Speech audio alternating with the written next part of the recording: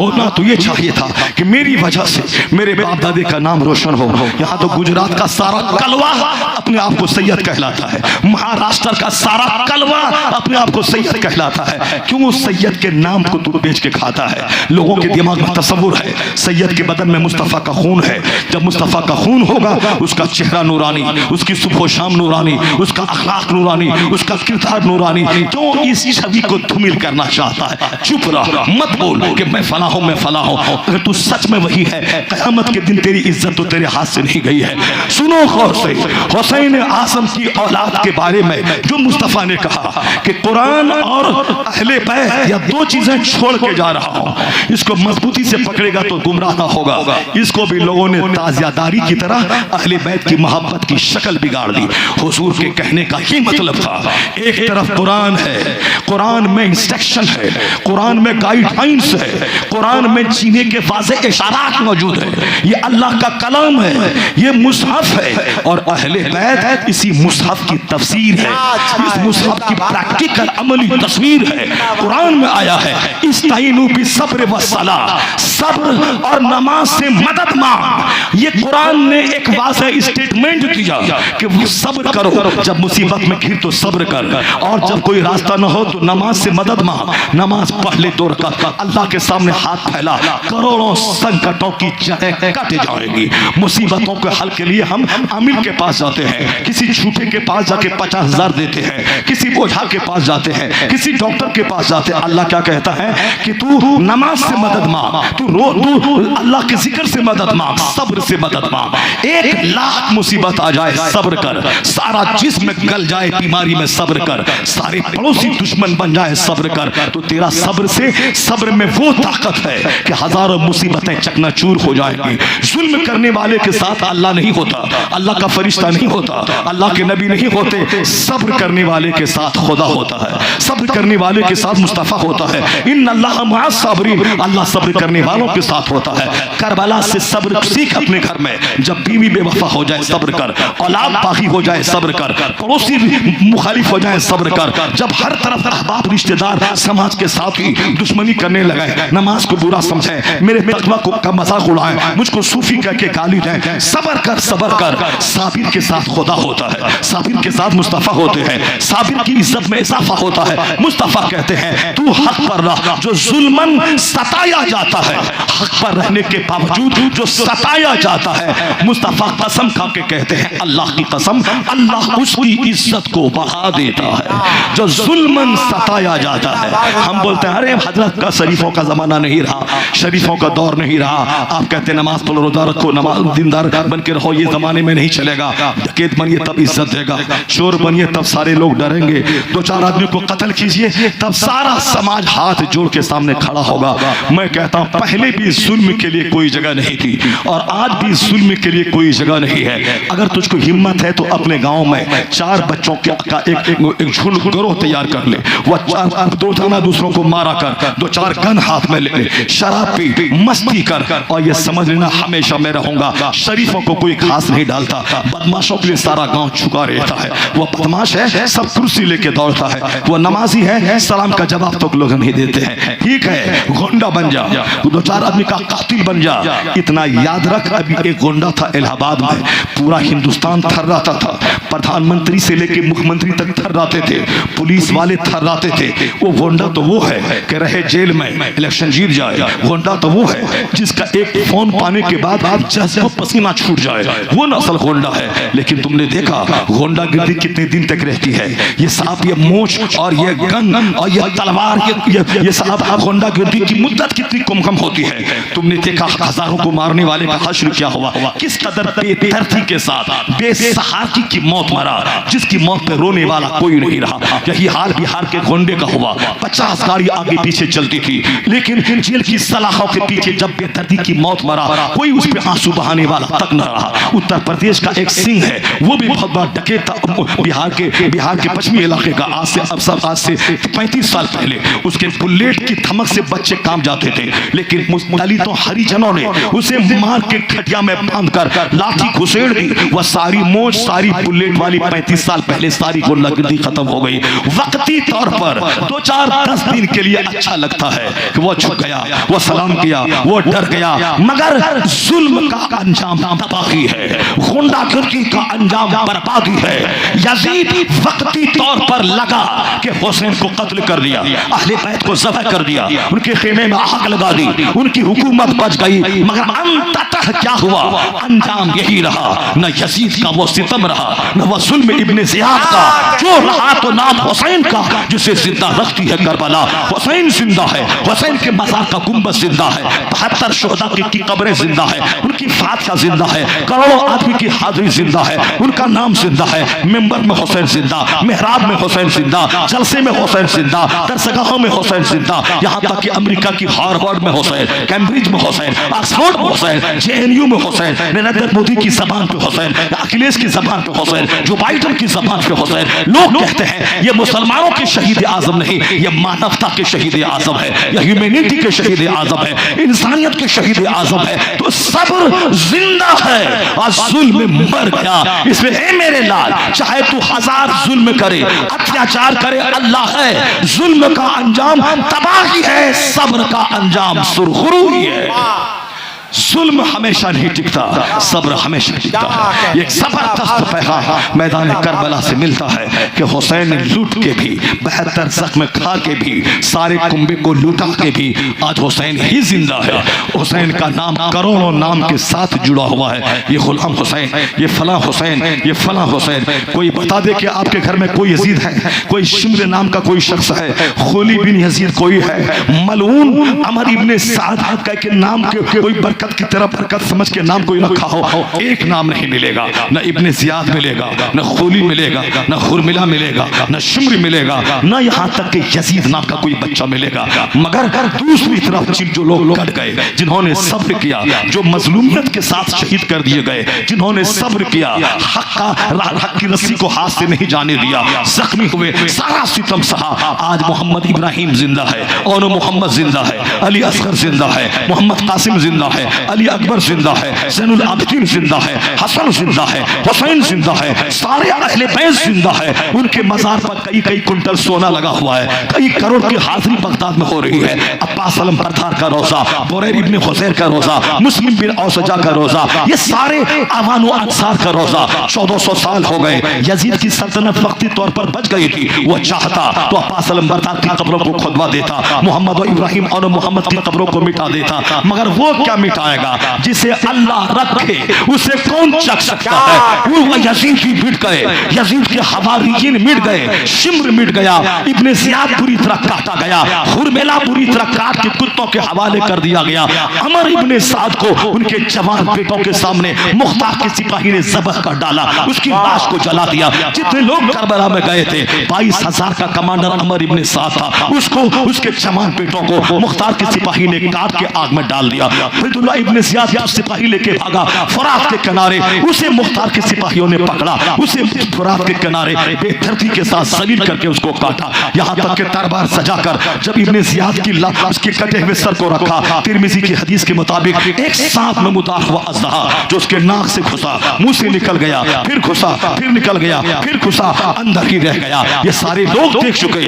वो वहाबी नजदी देवबंदी जो हुसैन की शहादत को कहते हैं इक़्तिदार की जंग, हुकूमत की जंग, उसे जन्नती नहीं मानते, इक़्तिदार से उसे जोड़ते हैं, शहादत का रंग धूमिल करना चाहते। बदतमीज, तिरमिज़ी की हदीस में आया है इब्ने ज़ियाद पे जो अज़ाब अल्लाह ने मुसल्लत किया अज़दहा सांप का, इससे भी तो आंख तेरी खोले। यह लोग हक पर थे, हुसैन हक पर, हुसैनी हक पर, उनके अहवान व अंसार हक पर। हुजूर ने कई मौके से 40 से ज्यादा हदीस मौजूद है जिसमें सरकार ने कहा है हसन हुसैन से मैं मोहब्बत करता हूँ, तू भी उससे मोहब्बत कर। ए अल्लाह उससे मोहब्बत कर जो हसनैन से मोहब्बत करते हैं, हुसैन को कांधे पे बिठाते, थे और कहते हे अल्लाह मैं इससे मोहब्बत करता हूँ, तू भी इससे मोहब्बत कर। मुसलमानों से कहते थे तू भी इससे मोहब्बत कर। दोनों को सजदा की हालत में पुश्त पे हुसैन बैठ जाते, मुस्तफा सजदा दराज करते। सलाम फिरने के बाद लोग कहते हुजूर नवासे पुश्त पर बैठ गए जिनकी खातिर सजदा को दराज कर दिया गया, हुजूर क्यों नहीं आप उठ गए? तो सरकार ने कहा वो अपनी मर्जी से उतरता तब मैं सर उठाता, हुसैन को तकलीफ नहीं पहुंचाना चाहता।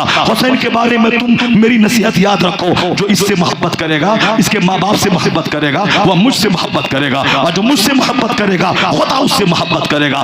दर्जनों जगहों पे हसनैन की मोहब्बत का पैगाम। और हुजूर ने कहा हसन हुसैन जन्नती नौजवानों के सरदार का नाम है। ये जालिम बोलता है इख्तिदार के लिए गया था, जो हुसैन मुस्तफा के लुआब तिहन को पेट में डालकर दीन सीखा था। हुसैन के सामने कुरान नासिल हुआ था, मुस्तफा को हालत सस्ता में देखा था।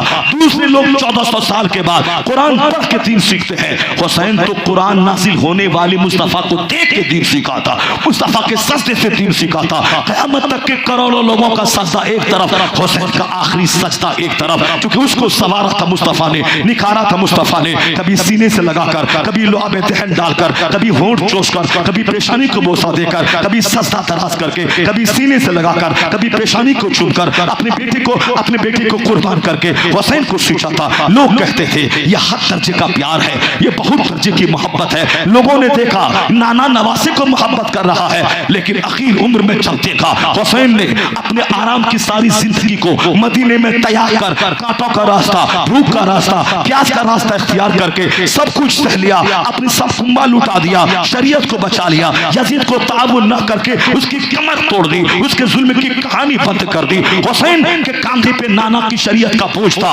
हुसैन ने मुस्कुराते हुए गर्दनें कटा के 72 जख्म 1900 तलवारों के खा के उसको बचा लिया। तब लोगों ने कहा नाना ने सर पे इसीलिए उठाया था ताकि वो वक्त आ जाए जब हुसैन के कांधे पे नाना की उम्मत का बोझ हो, तो आज नाना उसे उठाता है, कल नाना की मोहब्बत का कर्ज हुसैन अदा कर देगा। तो हुसैन ने कर्ज अदा करके बता दिया। नवाज नाना ने जो प्यार दिया था, एक बड़ी खिदमत के लिए नाना ने नवासे को तैयार किया था। जब किसी को बहुत बड़ा इंसान बनाना हो, उसको बचपन से ही उसकी तरबियत करनी होती है, उसकी तराश खराश करनी होती है। अचानक कोई वली नहीं बनता, अचानक कोई प्रोफेसर नहीं बनता, अचानक कोई IAS ऑफिसर नहीं बनता। उस अभी पिछले इसी साल एक बच्ची ने 720 में 720 नंबर नीट का निकाल पूरे भारत में उन्होंने टॉप किया, 720 में 720 नंबर लाई। पता चला कि उसका बाप, उसकी माँ अपनी बेटी को तैयारी करवाने के लिए उत्तर प्रदेश छोड़कर कोटा चली गई, यानी राजस्थान। वो ताकि छुट्टी के दिन में मेरी बेटी घर न आ जाए, फिर यहाँ घर से कोचिंग सेंटर जाने में देर न हो जाए, इसलिए ये वहीं रहने लगी ताकि छुट्टी हो तो कोटा में रहे और सेशन चालू हो तो कोटा में रहे। यानी बेटी को पढ़वाने के लिए उन्होंने अपना घर छोड़ दिया, किराए पे घर लेके रहा, 2 साल मेहनत की, तब जाके 720 में 720 नंबर लाया।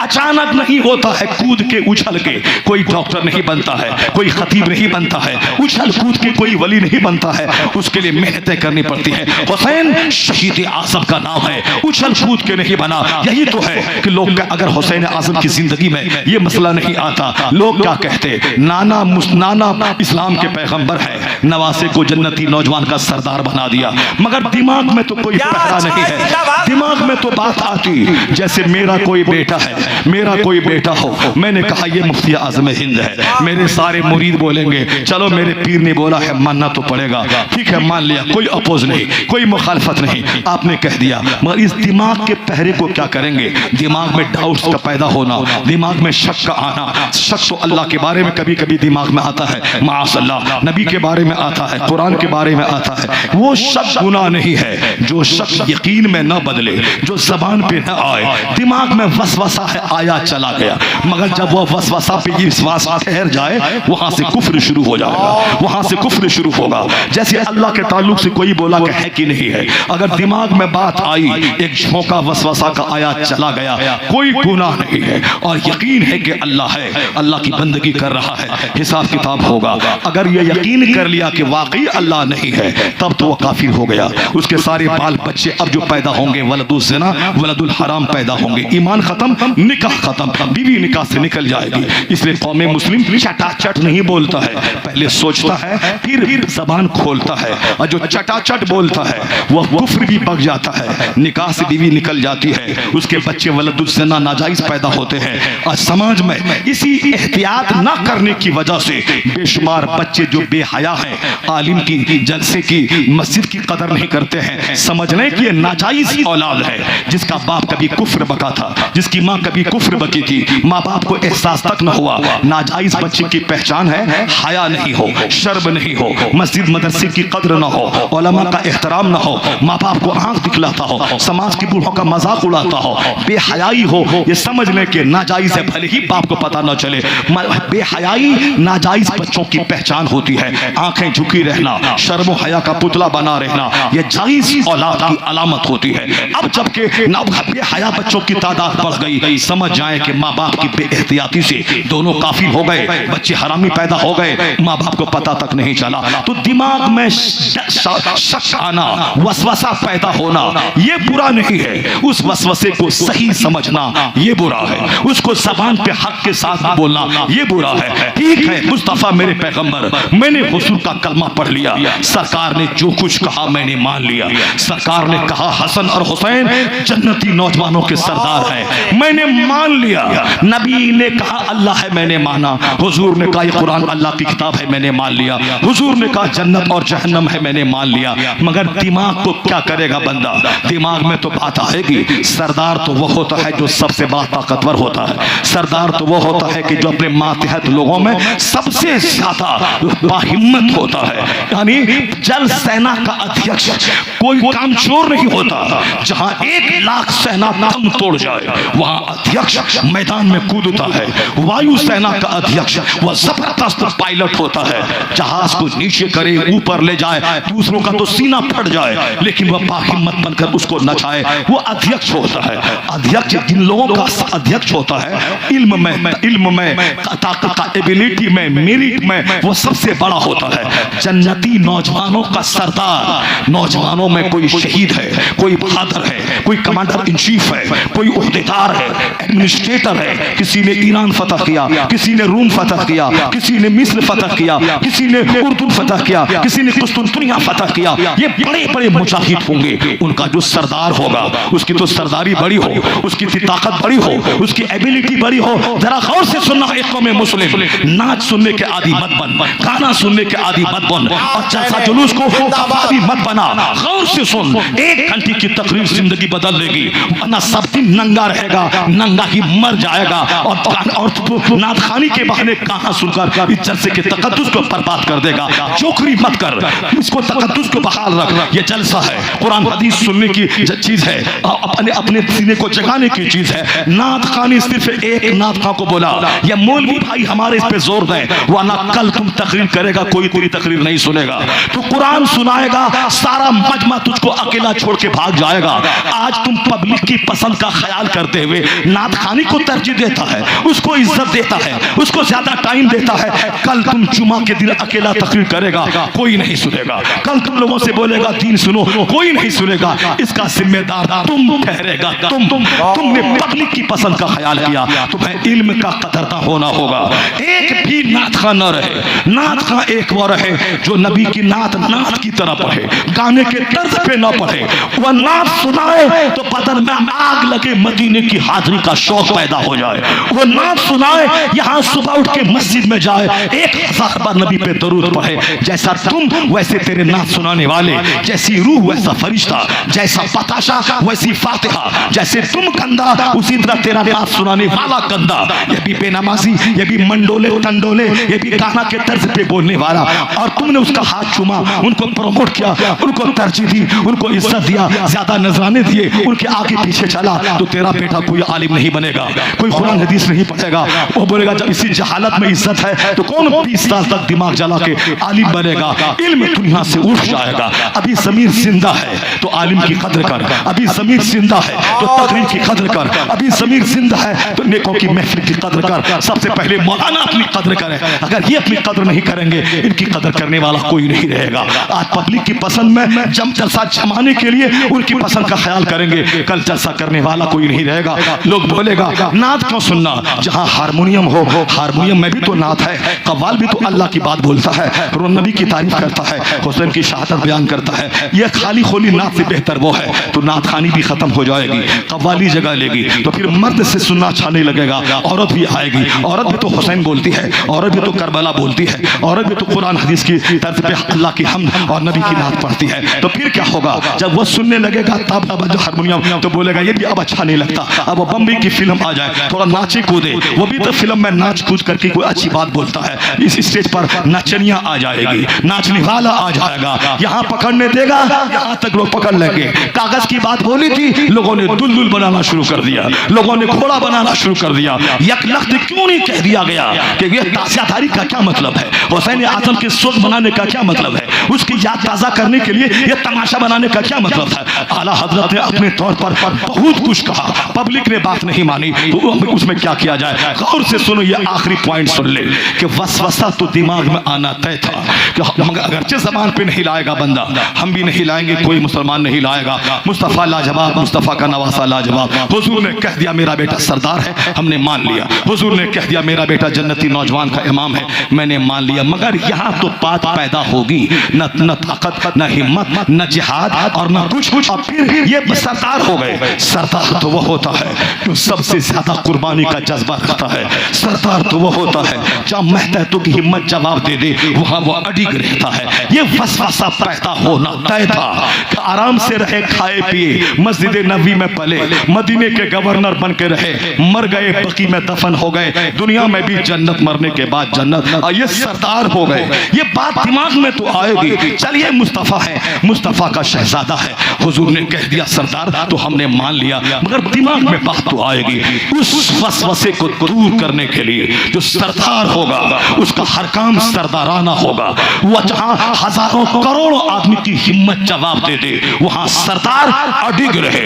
मदीने में दो ऑप्शन था, यजीद जब बादशाह बना, उसके लिए सबसे बड़ी रुकावट हुसैन थे, हुसैन ही टोकते उसको, ये हराम है, ये हलाल है, ये जायज है, ये नाजायज है। हुसैन अगर नहीं रहे या हुसैन हिमायत कर दे तो कोई टोकने वाला नहीं रहेगा। यजीद शराब पिए, ज़िना करे, चोरी करे, शादी करे, 50-100, कोई नहीं बोलेगा। वो तो हुसैन है जो हक बोलेगा, हर मौके पे टोकेगा और सालिम की हिमायत नहीं करेगा। और जिस दिन हुसैन ने अंगड़ाई लिया तो तलवार के बल पे लोगों की गर्दन तो मेरे पास है, लोगों का दिल हुसैन के पास है। और जिस दिन वो उठ गए, सारा कूफा उसका होगा, दमिश्क उसका होगा, अरब उसका होगा। इसलिए हुसैन को कत्ल नहीं करना चाहता था, वो चाहता था हुसैन सपोर्ट कर दे, हुसैन मुझको मान ले, हाँ तुझको मैंने बादशाह मान लिया। पहला ऑप्शन था हुसैन मुझको मान ले, नहीं मानेगा तो बाद में कत्ल कर दिया जाएगा, सामने से हटाने के लिए। अब हुसैन के सामने दो ऑप्शन था, एक ऑप्शन था यजीद की हाँ में हाँ मिला दे, ठीक है जैसे तैसे तुझको जीना है जी ले, मैंने तुझको सपोर्ट कर दिया,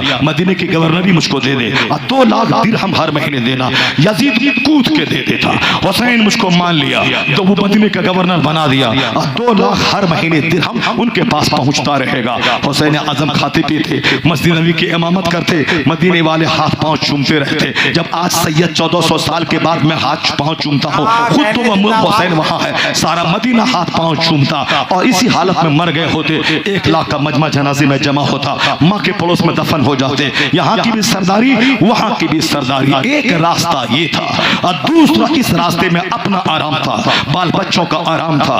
मगर तो इस्लाम और शरीयत खतरे में थी। जालिम को जब कोई नहीं टोकेगा तो खिलाफत राशिदा जिस नहज पे थी, कुरान हदीस की बातों की को आगे बढ़ाना, उसको तो चरमरा देता यजीद। नज़ामे नमाज, नज़ामे ज़कात, नज़ामे अज़ान व जमात, ये सारा निज़ाम चरमरा जाता। यानी यहूद व नसारा का कल्चर आ जाता। अगर क़यामत में कल पूछता नाना ये प्यार का कर्ज यही चुकाया, तुमने अपना आराम से खाया पिया और मर गए और उम्मत को बेसहारा छोड़ गए, उसका जवाब हुसैन क्या देता? तो हुसैन के सामने दूसरा ऑप्शन था, यजीद की बैत का इनकार कर जाना और फिर नतीजे में भूख सहना, प्यास सहना, छठियल मैदान में जाना, बाल बच्चों को तकलीफ में डालना। हुसैन आज़म ने वक्ती आराम को ठोकर मार दी और दायमी आराम और दायमी इस्लाम के काम करने के लिए वक्ती मुसीबत का रास्ता इख्तियार कर लिया। वह जानते थे कि इस रास्ते में कत्ल होना है, इस रास्ते में बाल बच्ची की बर्बादी है, इस रास्ते में दुनियावी ख्वाहिशात का त्यागना है, इन रास्तों में सिर्फ कत्ल ही कत्ल है। है, जख्म ही जख्म है, तबाही ही तबाही है, मगर उम्मत मुस्लिमा की आबादी का सामान है। हुसैन कत्ल होंगे, यजीद का सीना हिल जाएगा, यजीद टूट जाएगा, यजीद का हौसला कमजोर हो जाएगा, यजीद का मंसूबा पूरा नहीं होगा। इसलिए हुसैन ने कहा कि मैं यजीद को सपोर्ट नहीं करूंगा। यजीद ने कहा कैसे नहीं सपोर्ट करेगा, 22,000 की तलवार चमकेगी, हुसैन को झुकना होगा, बाल बच्चे प्यास से तड़पेंगे, हुसैन को झुकना होगा, वरना 82 अफराद, कहा 22,000 की तलवार, 82 अफराद में औरतें भी हैं, बच्चे भी हैं, खवातीन हैं, बीमार भी हैं, उसको सर करने के लिए 500 आदमी काफी था। लेकिन 22,000 की फौज की क्या जरूरत थी? पहले कत्ल नहीं करना चाहता था, ये यजीदी चाहते थे हुसैन तीर अंदाज को देख के सहम जाए, ये डर जाए, यजीद की बैअत ले ले, ताकि अवैतुल्लाह इब्न ज़ियाद सुरखरू हो जाए, मैंने हुसैन को झुका दिया, हुसैन ने यजीद के बादशाह को तस्लीम कर लिया। ये फर्स्ट एंड फॉरमोस्ट प्रायोरिटी उसकी थी। हुसैन आज़म ने ठान लिया, मैंने मदीने के आराम को त्यागा है, मैंने मदीने की बहार को छोड़ा है, मैंने मक्के की बहार को छोड़ा है, मैंने जानबूझकर इस मुसीबत की राह को इख्तियार किया है, ताकि सारा सितम गवारा है, मैं मुस्तफा की शरीयत पे दाग आए, आंच आए, ये मुझको गवारा नहीं है। मैं नहीं बेचूंगा ज़मीन, मैं नहीं दूंगा हाथ। कहा कैसे नहीं दोगे? बच्चे कटेंगे, झुकना पड़ेगा, बाल बच्चे भूखे रहेंगे, झुकना पड़ेगा। यही दो नजरियाती जंग मैदान करबला में थी। इसके अलावा जो भी नमक मिर्च लगाकर हाय सकीना हाय ज़ैनब बोला है, वह इसी कहानी को तोड़ मरोड़ कर बयान किया है। आला हजरत के मसलक में यही बात है। हुसैन आज़म ने, यह दुनिया तो एक बुलबुला है, आज है कल खत्म, ये दुनिया एक चिंगारी है, भड़की बुझ गई, आखिरत दायमी चीज है। हुसैन ने क़यामत तक के मुसलमानों को बताया, जब दीन खतरे में पड़ जाए उस वक्त में दीन को बचाना तेरी सबसे बड़ी जिम्मेदारी है। दुनिया को त्याग देना, आखिरत को बचा लेना, जालिमों की परवाह मत करना, ये तुझको काटेगा। शेर की एक दिन की जिंदगी गीदड़ों की 1000 साल की जिंदगी से बेहतर है। हुसैन आज़म ने ये बताया, सिर्फ बोला नहीं, भाषण नहीं दिया, तकरीर नहीं की, प्रैक्टिकल में हुसैन आज़म ने कह के बता दिया। अब करबला मोहल्ला में 22,000 तलवार है, 700 तीर अंदाज है, जो पहरा बिठाया है, नदी पे पहरा है, एक कतरा पानी अंदर न जाए, यहाँ ताकि हुसैन डर जाए। जंग शुरू हुई, नौजवान शहीद होते गए, हुसैन का हौसला बढ़ता गया, अवान शहीद हुए, हुसैन का हौसला बढ़ता गया, अली अकबर शहीद हुए, आंख में आंसू के कतरे नहीं आए। उस सिमर ने सोचा अब यजीद हुसैन झुक जाएगा, जवान बेटा झुक मरा, अब ये झुक जाएगा, दूध पीता अली असगर शहीद हुआ, अब ये झुक जाएगा। उधर शहादत बढ़ती चली गई, हुसैन का अज़्म पुख्ता होता चला गया, यहाँ तक कि आखिर में 72 जख्म नेज़ों के तलवारों के सहने के बाद हुसैन ने सर अक़दस को सजदे में रखा और जान जान आफरी के हवाले कर दी। हाथ नहीं दिया, उसूल का खून नहीं किया, यजीद हाथ मल के रह गया, पूरी ताकत को झोंक दी, हुसैन का हाथ नहीं ले पाया। उन्होंने सारे सोरमा को जमा किया, हुसैन का हाथ नहीं ले पाया। उन्होंने पूरी शामी सल्तनत को झोंक दिया, हुसैन का हाथ नहीं ले पाया। और सारी मुसीबतें जमा हुई, हुसैन का ज़मीर का सौदा न हो पाया। हुसैन हाथ बचा के गया, हुसैन ज़मीर बचा के गया, हुसैन ईमान बचा के गया। जर्रा जर्रा बोल उठा, यजीद अपने मकसद में नाकाम हो गया और हुसैन अपने मकसद में कामयाब हो गया। न यजीद का वो सितम रहा, न वह जुल्म इब्न ज़ियाद का, जो रहा तो नाम हुसैन का, जिसे जिंदा रखती है करबला। मैदान क़यामत में जब हुसैन आज़म खून में लथपथ अपने शुहदा के साथ जब मैदान महशर में आएंगे, तो वहां जो वसवसा दिमाग में था कि सरदारी कैसे मिल गई, हर तरफ से आवाज बुलंद होगी, हुसैन करबला में जाना, दुनिया की ताकत से टकरा जाना, अपने आप को लहू लहान कर देना, तुम्हें जन्नत की सरदारी मुबारक हो। सरदार हो तो ऐसा, योद्धा हो तो ऐसा, फाइटर हो तो ऐसा। तो हुसैन आज़म खून में लथपथ बता जाएंगे, सिर्फ नाना के कह देने से कि नवासे को सरदारी मिल गई, नाना ने कहा, नवासा ने वैसा करके दिखा दिया। इसलिए सिर्फ हुसैन आज़म की सरदारी मुबारक हो, जन्नत के नौजवानों की इमामत मुबारक हो, ताकि सारे वसवसों की जड़ें कट जाएं, सारे वसवसों की जड़ें कट जाएं। हुसैन आज़म दीन सिखाने आए थे, हुसैन आज़म दीन बचाने आए थे। उसके नाम को खेल और तमाशा, अफसाना, फिक्शन और नॉवेल न बनाया जाए। अल्लाह तबारक व तआला हमको भी, आपको भी, दुनिया के सारे मुसलमानों को हुसैन आज़म की ज़िंदगी से रोशनी हासिल करने की तौफीक अता फरमाए। ज़रा बताइए, इतना बड़ा मजमा है, मैंने आपका 1.5 से लेकर पौने 2 घंटे तक का टाइम लिया, 1 मिनट भी मैंने आपका बर्बाद नहीं किया। आपने गुफ्तगू की है, आपने आपस में बात किया है, मैंने उस पर ध्यान नहीं दिया।